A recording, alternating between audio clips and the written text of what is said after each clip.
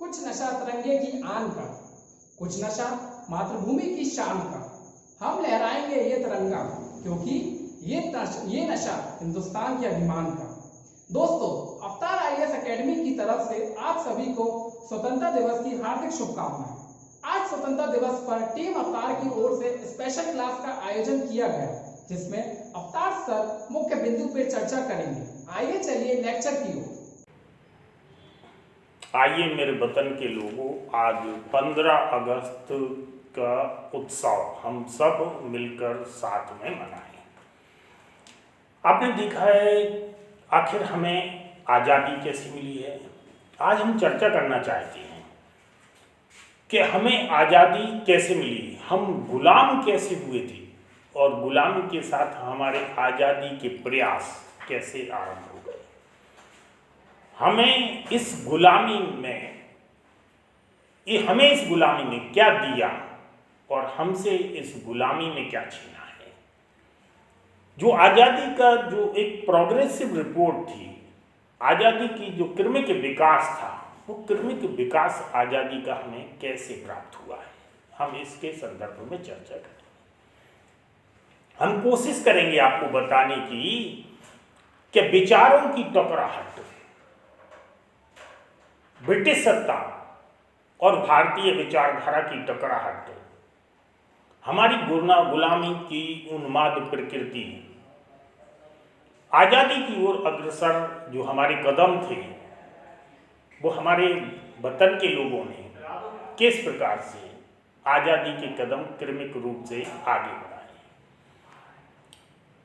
मेरा मानना है कि जब कोई कम्युनिटी या कोई सेक्टर या कोई देश जब किसी देश को गुलाम बनाना आरंभ करता है, तो उसकी गुलाम बनाने की प्रवृत्ति के साथ ही स्वतंत्रता के प्रयास भी आरंभ हो जाते हैं।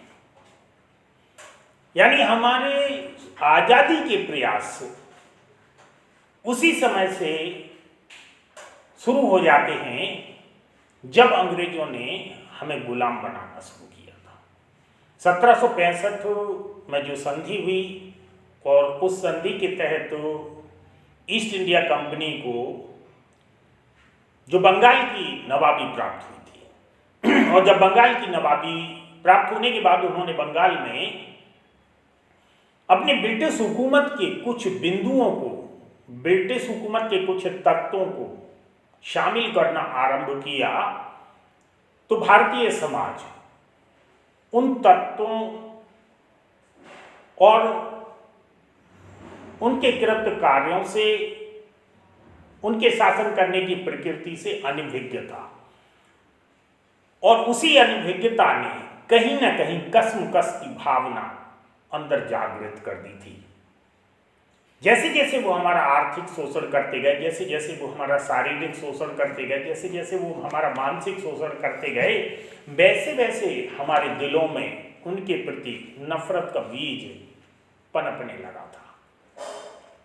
तो वहीं से हम अपनी आज़ादी की शुरुआत मान सकते हैं।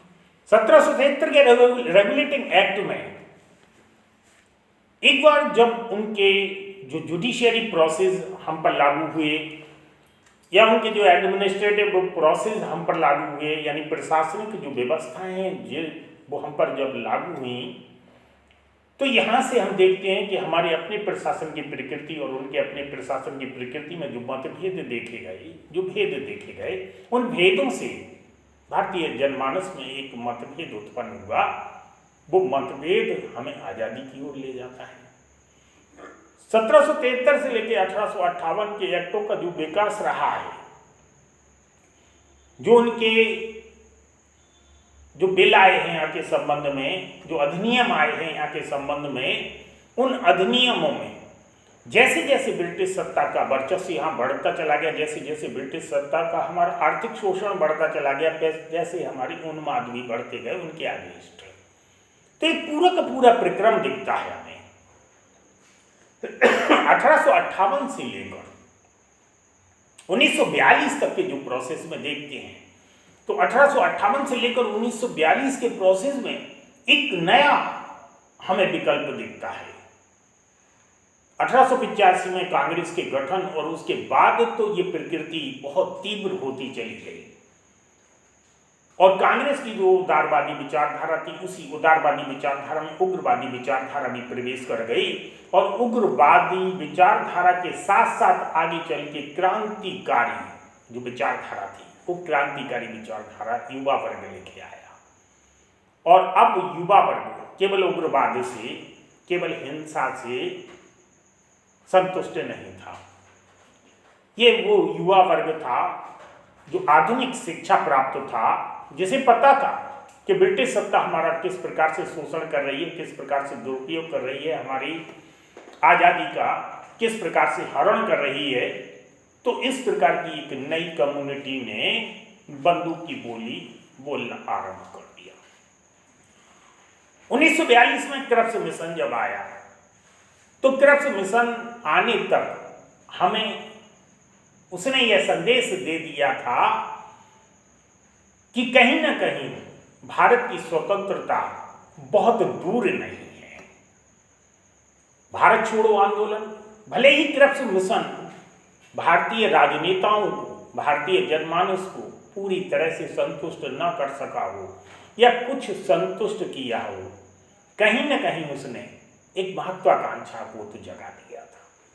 1857 की क्रांति के जो हमारे क्रांतिवीर हुआ करते थे, भले वो अपने निहित स्वार्थों के लिए लड़े हों, लेकिन उन्होंने स्वतंत्रता संग्राम के सेनानियों को एक आदर्श और एक विचारधारा दी और जो उन्होंने जो आदर्श दिया है, उस आदर्श का वह आदर्श जो फलीभूत हुआ है, वो आदर्श हमें स्वतंत्रता संग्राम में फलीभूत होता हुआ दिखता है। वह आदर्श एक ब्रॉड रूप ले लेता है आज़ादी की लड़ाई में, फ्रीडम फाइट में। यहाँ पर हम देखते हैं कि क्रिप्स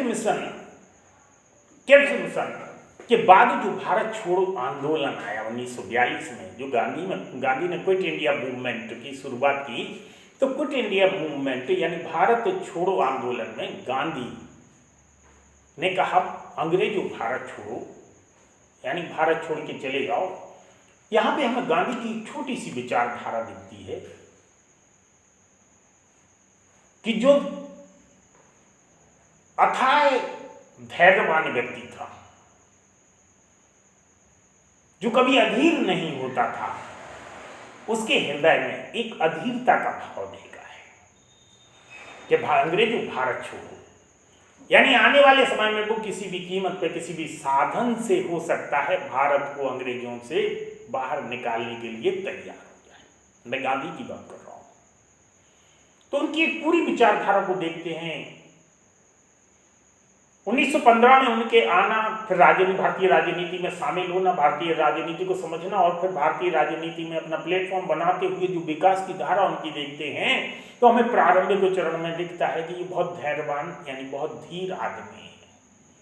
लेकिन इस समय तक आते आते उनकी कहीं ना कहीं अधीरता का बीज रोपित हो गया और क्विट इंडिया मूवमेंट जो है ना सामने आ गया। बेबल प्लान 1945 का जो बेबल प्लान देखते हैं, बेबल प्लान में जो हिंदू मुस्लिम का जो उन्माद फैल रहा था, हिंदू मुस्लिम का जो मुस्लिम लीग जो एक अलग राज्य की बात कर रही थी और अलग राज्य पर अड़ी हुई थी, तो यहाँ पर हम देखते हैं कि बेबल प्लान में काफ़ी हद तक कोशिश की गई कि ये अखंडता बनी रहे, क्योंकि भारतीय राजनेता यानी कांग्रेसी नेता नहीं चाहते थे कि भारत खंडित हो।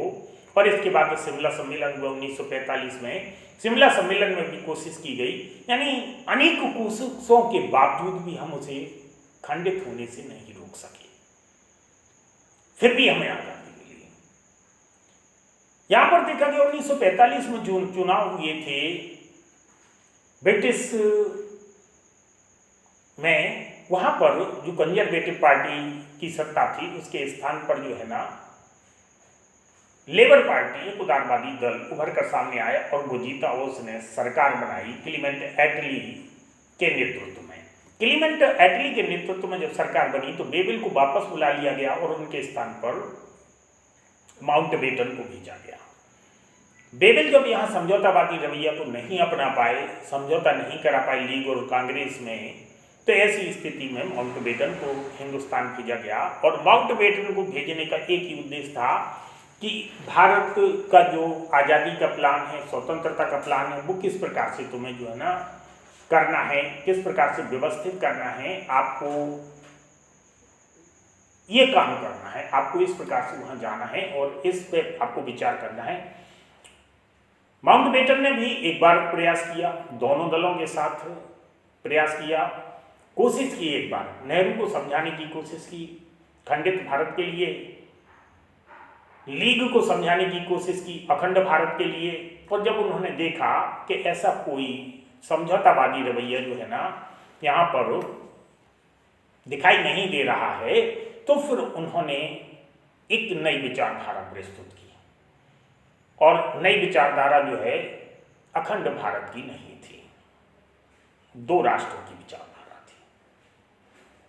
इसी बीच में 14 मार्च 1946 को निम्न सदन में ब्रिटिश प्रधानमंत्री ने घोषणा कर दी कि भारतीयों को स्वतंत्र होने का अधिकार है। इससे भारतीयों को एक आश्वासन मिला था कि हम आजाद होने वाले हैं और इसलिए मार्च 1946 से और मई 1946 तक जो है कैबिनेट मिशन भारत में रहा था और इस पर चर्चा करने के लिए वो आया था कि आपको आज़ाद होने का अधिकार है तो आपको आज़ादी किस प्रकार से दी जाए। 24 अगस्त 1946 को अंतरिम सरकार का गठन की घोषणा हुई और 2 सितंबर 1946 को नेहरू के नेतृत्व में अंतरिम सरकार का गठन हुआ। लेकिन इस अंतरिम सरकार में मुस्लिम लीग शामिल नहीं हुई। मुस्लिम लीग को ऑफर दिया गया था अंतरिम सरकार में शामिल होने के लिए, लेकिन लीग शामिल नहीं हुई। जब अंतरिम सरकार का गठन हो गया तो इसके बाद 26 अक्टूबर 1946 को अंतरिम सरकार का पुनर्गठन हुआ और पुनर्गठन का मुख्य कारण था मुस्लिम लीग का इंटरिम गवर्नमेंट में शामिल हो जाना। माउंटबेटन जो प्लान लेके आए थे, बेबिल के जो स्थान पर वायसराय माउंटबेटन आए थे, जो प्लान लेके आए थे 1947 में, तो उन प्लानों के संदर्भ में कि भारत कैसा होगा, देशी रियासतों पर क्या होगा, मतलब एक संघीय व्यवस्था को लेके आए थे वो। लेकिन उनकी ये संघीय व्यवस्था जो है ना वो यहाँ पर कारगर साबित नहीं हुई और जब समझौता नहीं हुआ तो दो राष्ट्रों की परिकल्पना उभर कर सामने आ गई थी। और इसके बाद जो है ना 22 मार्च 1947 को भारत जो माउंटबेटन आए थे उन्होंने जो प्रयास किए, जब प्रयास असफल हो गए तो इसके बाद जो है ना वो लंदन वापस चले गए 18 मई 1947 को और 3 जून 1947 को फिर से भारत आए। लंदन उनके जाने का उद्देश्य था कि जो द्विराष्ट्र की अवधारणा है वो द्विराष्ट्र की अवधारणा ब्रिटिश पार्लियामेंट को बताना, ब्रिटिश संसद को बताना कि ऐसी ऐसी व्यवस्था जो है हिंदुस्तान में अब होने वाली है, क्रिएट होने वाली है, इस व्यवस्था पे जो है ना हमने मना लिया है। जून 1948 की घोषणा हो चुकी थी कि जून 1948 से पहले जो है ना हम हिंदुस्तान को आज़ाद कर देंगे। तो इसके स्थान पर जो नई तिथि का निर्धारण हुआ वो 15 अगस्त 1947 से निर्धारित कर दी गई। यानी हम ये मानते हैं कि 4 जुलाई 1947 को भारत की स्वतंत्रता का बिल जो है वो ब्रिटिश पार्लियामेंट में पेश किया गया और 18 जुलाई को इसे स्वीकृति मिल गई। और जैसे ही 18 जुलाई को स्वीकृति मिली तो इसके बाद जो है ना 15 अगस्त 1947 को दिन डिक्लेयर कर दिया गया और हिंदुस्तान आज़ाद हो गया। यहाँ पर 2 राष्ट्र उभर के सामने आए, एक पाकिस्तान और एक हिंदुस्तान। पाकिस्तान अपना स्वतंत्रता दिवस 14 अगस्त को मनाता है, यानी वो ये मान के चलता है कि हम भारत से आज़ाद नहीं हुए, भारत से अलग नहीं हुए, बल्कि हम अंग्रेजों से आज़ाद हुए। जबकि भारत अपना स्वतंत्रता दिवस जो 15 अगस्त को मनाता है। जबकि वास्तविक रूप से देखा जाए तो आज़ादी का मतलब होता है कि जो आपको कॉलोनाइज्ड किए, जो आप पर गवर्न कर रहा है, वो अपने गवर्न करने के राइट से किसको डेलीगेट किया, वो गवर्न करने का राइट से डेलीगेट किसको किया, यानी किसको वो अधिकार दिए। तो वो अधिकार उन्होंने जो है ना भारत की सत्ता को दिए थे, ना कि पाकिस्तान की सत्ता को दिए थे। भारत की सत्ता को वो अधिकार प्रदान किए थे, यानी भारत आज़ाद हुआ था अंग्रेजों से इसके बाद भारत खंडित हुआ पाकिस्तान में। ये बात तो फैक्ट है। अगर तब माना जाता पाकिस्तान की आज़ादी जब अंग्रेज भारत को राइट से डेलीगेट करके जाते गवर्निंग पावर के, और पाकिस्तान को भी राइट से डेलीगेट करके जाते गवर्निंग पावर के, तब माना जाता कि ये दोनों राष्ट्रों को आज़ाद कर गए, दोनों राष्ट्रों को ये अलग कर गए, दोनों राष्ट्रों को स्वतंत्रता दे गए। लेकिन वो ऐसा करके नहीं गए थे, वो हिंदुस्तान को जो है ना राइट डेलीगेट करके गए थे, क्योंकि वो चाहते थे कि वैश्विक मंडल में अंग्रेजों की इस प्रकार से बेइज्जती ना हो कि इन्होंने एक अखंड हिंदुस्तान को खंडित करके जो है ना छोड़ दिया है। तो इसलिए जो है ना एक ही सत्ता को डेलीगेट करना चाहते थे वो पावर का, कि एक ही सत्ता को जब डेलीगेट करेंगे तो उन्हें कहने के लिए रहेगा वैश्विक मंडल में कि हम तो भैया एक अखंड हिंदुस्तान छोड़ के आए थे, अखंड हिंदुस्तान में जो इंटरिम गवर्नमेंट बनी थी, हम अंतरिम सरकार को अपनी सत्ता सौंप के आए, हमारे आने के बाद देखो वो खंडित हो गया, तो उन्हें कहने के लिए गुंजाइश रहेगी और हम आज़ाद हो गए। अब बात आती है कि इस आज़ादी से हमें क्या मिला है और हमने क्या पाया है इस गुलामी से। देखो कोई भी चीज़ है, चाहे वो गुलामी हो चाहे आज़ादी हो, कुछ पॉजिटिव थिंक होते हैं, कुछ नेगेटिव थिंक होते हैं। पॉजिटिव थिंक भले ही कम हो, नेगेटिव थिंक भले ही ज़्यादा हो, नकारात्मक चीज़ें अधिक हों, लेकिन सकारात्मक चीज़ें कुछ तो हो सकती हैं। सबसे पहले हम बात करते हैं हमने क्या पाया है। जब सबसे पहले तो हमने एक अखंड राष्ट्र पाया है, अखंड भारत पाया है, एक राष्ट्रवाद की विचारधारा पाई है, एकीकृत हिंदुस्तान पाया है। भले ही एक छोटा टुकड़ा हमारा खंडित हो गया हो, लेकिन फिर भी हमने एकीकृत हिंदुस्तान पाया है, क्योंकि ये हिंदुस्तान बहुत सारे देशों में यानी बहुत सारी रियासतों में बटा हुआ था, तो वो रियासतें अपने आप में एक देश हुआ करती थी। हो सकता है कि अंग्रेज हिंदुस्तान में ना आते, अंग्रेज इंडिया को कॉलोनाइज्ड ना करते, तो हो सकता है ये छोटे छोटे राज्य स्वतंत्र हो जाते और अपनी स्वतंत्रता, मतलब हो सकता है इटली की तरह एकीकरण ना होता, हो सकता है जर्मनी की तरह एकीकरण नहीं होता, ये भी तुम्हें हो सकता है ना। आप ऐसे मान लीजिए कि ये नेपोलियन बोनापार्ट ही था अंग्रेज हिंदुस्तान के लिए, जिस नेपोलियन बोनापार्ट ने इटली और जर्मनी को रौंद दिया था, फ्रांस को रौंद दिया था, यूरोप को रौंद दिया था, और उसी के रौंदने पे वहाँ पर जो राष्ट्रवाद की भावना जगी थी, ऐसे ही अंग्रेजों के हिंदुस्तान को रौंदने से एक राष्ट्रवाद की भावना जगी है। ये जो छोटी छोटी रियासतें हैं, बहुत सारे राज्य हैं जिनको अंग्रेजों ने अपने शासन व्यवस्था में मिला के एक अखंड आउटलाइन तय कर दी थी। हमें ये मिला है, राष्ट्रवाद मिला है, आधुनिक सोच मिली है हमें। यूरोप में जो प्रबोधन इनलाइटमेंट एज चल रहा था, उस प्रबोधन के चिंतकों की हमें नई विचारधाराएं मिली हैं, उनका आदान प्रदान होने लगा है। इस ब्रिटिश सत्ता की बदौलत उनका आदान प्रदान होने लगा है। मैं ब्रिटिश की बढ़ाई नहीं कर रहा हूँ, मैं तो केवल उन बिंदुओं को बता रहा हूँ कि हमें मिला क्या है, यानी आधुनिक सोच मिला है, आधुनिक चिंतन मिला है। मैं ये नहीं कह रहा हूँ कि हमारा चिंतन खराब था, हमारा चिंतन बहुत बेहतर था, लेकिन ये मध्यकाल में हमारा चिंतन जो है ना सो गया था। प्राचीन काल में हमारे बहुत अच्छे चिंतक हुआ करते थे, हमने बेहतरीन विचारधाराएं दी हैं, हमने वैश्विक मंडल का चिंतन में जो है ना नेतृत्व किया है, लेकिन ये मध्यकाल का पीरियड रहा, यहाँ पे हमारा चिंतन सुसुप्त अवस्था में था, और इस नए आधुनिक चिंतन को जो है ना यहाँ पे प्रसार होने लगा था।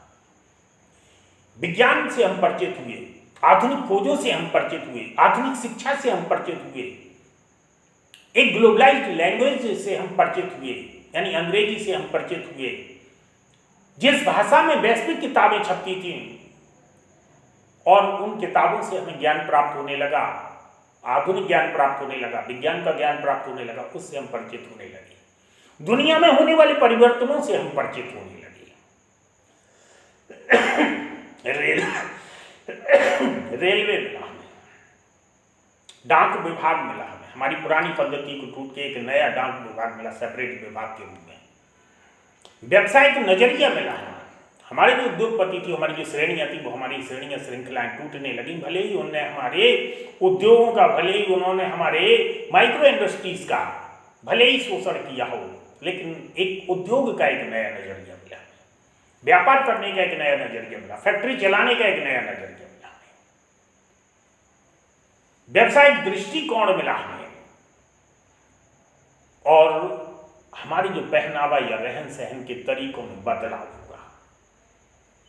हम जो अपनी सांस्कृतिक पुरानी जो परंपराओं से चलते थे, धोती पंचा पहनते थे, या उस प्रकार के जो हमारे सांस्कृतिक जो पहनावा था, वो एक नए पहनावे में तब्दील हो गया, नई सोच में। मतलब एक ये मान के चलो कि एक बौद्धिक जेंटलमैन मिला हमें, और एक हमें जो देखने वाला जेंटलमैन है वो जेंटलमैन। मैं जेंटलमैन के बीच में मतभेद नहीं कर रहा हूं, न मैं भेद कर रहा हूं। जैसा कि एक विचार आता है कि जैसे हम टाई फाई में किसी व्यक्ति को देख लेते तो हम कहते ये जेंटलमैन है और ये जो है ना किसान है। मेरा ये भेद नहीं है, मेरा भेद है कि एक बौद्धिक जेंटलमैन मिला हमें, और एक जो शारीरिक जेंटलमैन है जो नए वस्त्रों के आवरण से ढका हुआ है, एक वो हमें जेंटलमैन मिला है। इसके साथ ही लैंगिक समानता का नजरिया मिला हमें। लैंगिक समानता से मेरा मतलब है कि स्त्रियों को जब शिक्षा दी जाने लगी, स्त्रियों को जब शिक्षा के अधिकार मिलने लगे, जब विधवा पुनर्विवाह को प्रोत्साहित किया गया, कहीं ना कहीं तो सरकार ने इस विचारधारा को स्पेस दिया। भले ही इसकी शुरुआत हमारे आधुनिक बुद्धिजीवियों ने या नव युवा पीढ़ी की जो थी, या जो आधुनिक शिक्षा प्राप्त जो वर्ग था, भले ही इसने शुरुआत की हो, लेकिन कहीं ना कहीं सरकार ने इसको समर्थित किया है। विधवा पुनर्विवाह, सती प्रथा का अंत हो गया। हमारी सामाजिक बुराइयां थी, उन बुराइयों को समाप्त करने का प्रयास किया गया है। ये एक हमें नया नजरिया मिला है। भौतिक संसाधनों का दोहन का विकल्प मिला है हमें, किस प्रकार से भौतिक संसाधनों का दोहन किया जाए, और उन भौतिक संसाधनों का और प्राकृतिक संसाधनों का यूटिलाइज का नजरिया मिला है हमें। उपयोगितावादी प्रवृत्ति मिली हमें। अब तक जो हमारी प्रवृत्ति थी निवृत्ति मार्गी, तो यहां पर हमें जो है ना प्रवृत्ति मार्गी प्रवृत्ति मिली है। मतलब अब जो हम भौतिक चीजों की चाहत रखने लगे हैं और भौतिकता की ओर चलने लगे हैं। यहां पर एक उपयोगितावादी प्रवृत्ति का बहुत बड़ा स्वरूप देखने को मिलता है।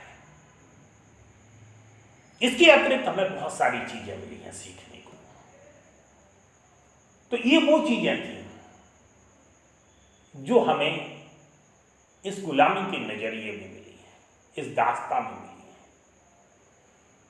और इसी दास्तां में मिली हुई इन चीजों ने ही हमारे अंदर एक आजादी का भाव पैदा कर दिया कि इन लोगों का इन चीजों से परिचित करवा के हमारा किस प्रकार से शोषण किया जा रहा है। तो क्यों ना अब हम आजादी की मांग करें, आजादी की ओर बढ़ें, और जैसे हम आजादी की ओर बढ़ेंगे तो निर्बाध रूप से फ्री होल्ड होकर हम इन चीजों का उपभोग कर सकते हैं। हम ग्लोबलाइज्ड हो सकते हैं, हम अन्य देशों से सीधे परिचित हो सकते हैं, हम स्वतंत्र रूप से अपने देश का प्रतिनिधित्व कर सकते हैं। इन्हीं सोच के नजरियों ने इसको जन्म दिया है।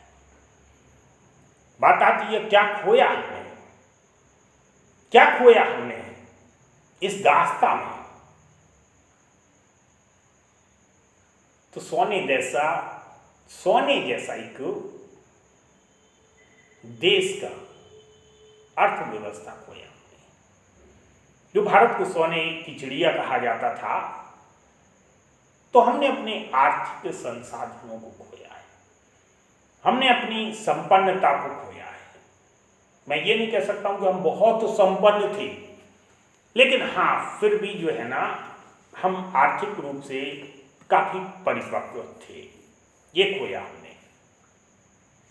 भारतीय वैल्यूज खोए हमने, भारतीय मूल्य खो दिए थे हमने गुलामी में, मानवीय मूल्य खो दिए थे हमने गुलामी में। हम उनके भ्रष्ट नजरिए की ओर आगे बढ़ गए थे। जिस प्रकार से उनके कार्य करने के तरीके थे, हम उन कार्य करने के तरीकों को सीखने लगे और हम अपने मानवीय मूल्यों को खोने लगे थे। हमारे अपने तरीके पीछे छूट रहे थे और हम इस भौतिकता की सोच में जो है ना अपने वैल्यूज को खोते जा रहे थे, उनके तरीकों को, उनके सिस्टम को फॉलो करते चले जा रहे थे। भौतिकता की दौड़ में हमने सांस्कृतिक वैल्यूज खोए हैं काफी कुछ। इसके साथ ही समाज में बहुत सारे ऐसे कारक थे जो सामाजिक गतिविधियों को एक मानवीय सूत्र में बांध के रखते थे, वो कारक हुए हमने।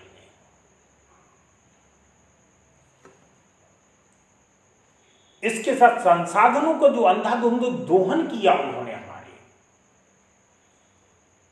उन संसाधनों को खोया है हमने।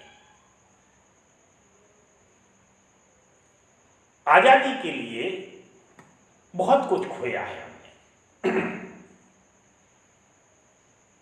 हम दरिद्रता की स्थिति में पहुंच गए। हमारे कृषक जो है ना, वो लगान चुकाते चुकाते काश्तकार से कृषक मजदूर की श्रेणी में पहुंच गए। हमारे बहुत सारे छोटे छोटे जो ग्रामीण लघु उद्योग थे, जो हस्तशिल्प कला थी, ये सारे के सारे हमारे रोजगार के सोर्सेस थे। ये सारे के सारे रोजगार के सोर्सेस उनकी फैक्ट्रियों में बनने वाली परंपराओं से, उत्पाद से सब कुछ हमारा नष्ट हो गया था और हम बेरोजगार हो गए थे।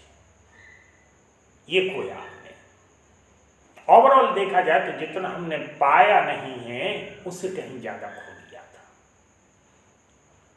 लेकिन हो सकता है कि उससे ज्यादा खोने के कारण ही हम इतनी तेजी से आगे बढ़े कि 1947 में आज़ाद होने के बाद जो आज हमारी स्थिति है, तो 1947 से 50, 55, 60 के बीच में जो देश आज़ाद हुए हैं, या 1930 के आसपास जो देश आज़ाद हुए हैं, उन देशों से भारत बहुत अच्छी स्थिति में है।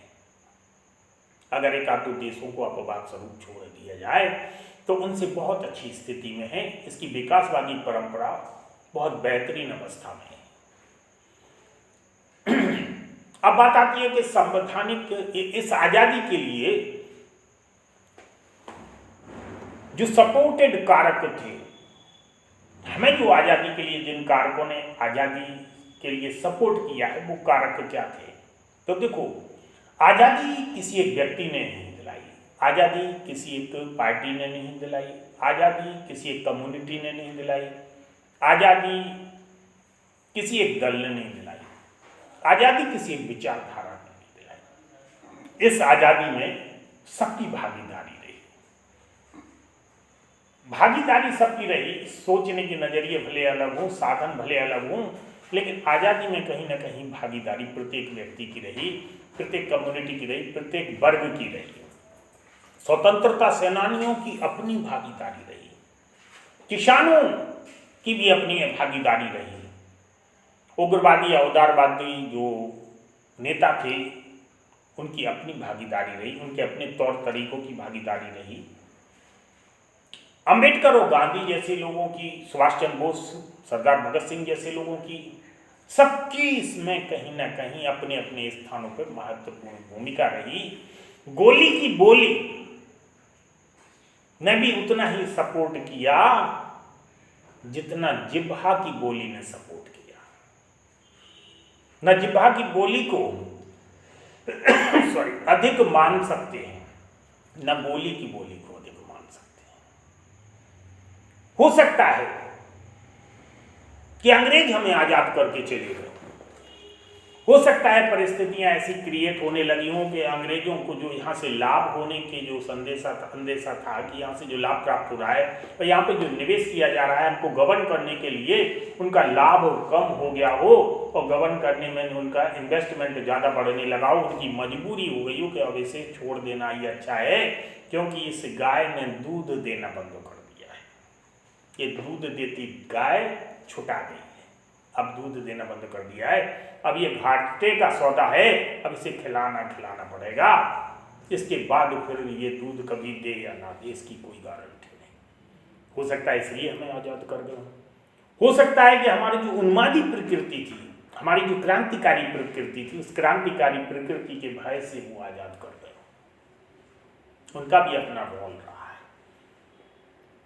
हो सकता है कि गांधी किसी भी कीमत पे आज़ादी चाहने लगे हों, गांधी के किसी भी कीमत पे आज़ादी चाहने का जो है ना विचार गांधी को भविष्य में आशंकित कर रहा हो, इससे आशंकित कर रहा हो कि अगर ये अभी आज़ादी नहीं मिलती है तो आगे चल के ऐसा ना हो कि आज तो एक खंडित पाकिस्तान हो रहा है, आज तो हिंदुस्तान का एक टुकड़ा हो रहा है और कल हिंदुस्तान के कई टुकड़े हो जाएं, ऐसी और भी प्रवृत्तियां सर उठा सकती हैं। हो सकता है कि जो कम्युनल अवार्ड की जो घोषणा की गई थी और कम्युनल अवार्ड के बाद गांधी और जो अंबेडकर का समझौता हुआ था पूना पैक्ट, उस पूना पैक्ट से गांधी ने सबक ले लिया हो कि अगर एक दलित वर्ग को प्रतिनिधित्व ये अलग से देना चाहते थे तो अगर ऐसा हो सकता था तो हो सकता है कल सिख वर्ग भी उभर कर सामने आ जाए, कल दूसरे वर्ग भी उभर कर सामने आ जाए। इस प्रकार के अगर वर्ग उभर कर सामने आ जाते हैं तो अगर हम पूरी ताकत नहीं झोंकते आज़ादी के लिए अंग्रेजों के खिलाफ, हम सभी साधनों का यूज नहीं करते हैं आज़ादी के लिए, तो फिर हो सकता है कि हमें खंडित हिंदुस्तान मिले, हम इसे ना संभाल पाए। इसलिए जो है ना किसी भी कीमत पे गांधी अधीर हो गए थे और किसी भी कीमत पे अब हिंदुस्तान की आज़ादी चाहते थे। वो साधनों से भी समझौता करने लगे थे, क्योंकि उन्होंने करो और मरो का जब नारा दिया और जब उन्होंने कहा कि कायरता, जब गांधी ने कहा कि कायरता और हिंसा में से किसी एक को चुनना पड़ेगा तो मैं कायरता की बजाय हिंसा को चुनूंगा, ये संदेश दे दिया था कि आज़ादी के लिए अगर हिंसा भी अगर आवश्यकता पड़ी तो मैं हिंसा को भी अपना लूंगा। ये विचारधारा थी हमारी आज़ादी की। जो उद्योगपति वर्ग था, उद्योगपति वर्ग ये ब्रिटिश उद्योगों से जो दब चुका था, ब्रिटिश उद्योगों से जो त्रस्त हो गया था, वो भी चाहता था कि अब हिंदुस्तान आज़ाद हो जाए। आज़ाद हिंदुस्तान में अखंड इंडस्ट्रीज, निर्बाध रूप से हमारी इंडस्ट्रीज चलेगी और हम निर्णय ले सकेंगे कि ब्रिटिश कॉलोनाइजेशन के रूल्स या ब्रिटिश की हुकूमत अब यहाँ इंटरफियर नहीं कर सकती है, तो हिंदुस्तान पूरा खुला हो जाए, खुल के मिल जाएगा हमें व्यवसाय करने के लिए, पूरे देश खुल के मिल जाएंगे हमें व्यवसाय करने के लिए। तो इस उद्योगपति वर्ग का भी अपना एक बहुत ही महत्वपूर्ण रोल प्ले हुआ, कर्मकारों का अलग रोल प्ले हुआ, सर्वहारा वर्ग का अपनी भूमिका रही, यानी औद्योगिक कर्मकार जो नवीन फैक्ट्री या नवीन उद्योगों में इन्वॉल्व था, कर्मकार मजदूर वर्ग, उसका अपना एक रोल प्ले हुआ। यहाँ तक कि हमारी नेवी और अन्य सेनाएं जो है उनका भी मोह भंग हो गया था, जैसा कि हम नाविक नौसेना का विद्रोह देखते हैं, उनका भी मोह भंग हो गया था। मतलब इस समय तक आते आते हमें लगने लगा था कि हमारा वतन जो है ना आज़ादी की ओर जा रहा है और हमें किसी भी कीमत पे अब आज़ादी चाहिए और हम अंग्रेजों की गुलामी नहीं करेंगे। इनके रंग भेद की नीति, इनकी सोच की जो भेद वाली प्रवृत्ति की जो सोच का नजरिया था, हम इसको और ज़्यादा सहन नहीं कर सकते हैं। ये जो उनके नजरिए थे, इन नजरियों ने कहीं ना कहीं हमारी आत्मा को झकझोर दिया और हमें एक नए सूर्य के उजाले की ओर ले गए। 15 अगस्त 1947 को इन्हीं सभी कारकों के कारण हम आजाद हो गए। आइए मिलके फिर से एक उत्सव मनाएं सभी हिंदुस्तानी इस आज़ादी का। सभी को हार्दिक शुभकामनाएं 15 अगस्त।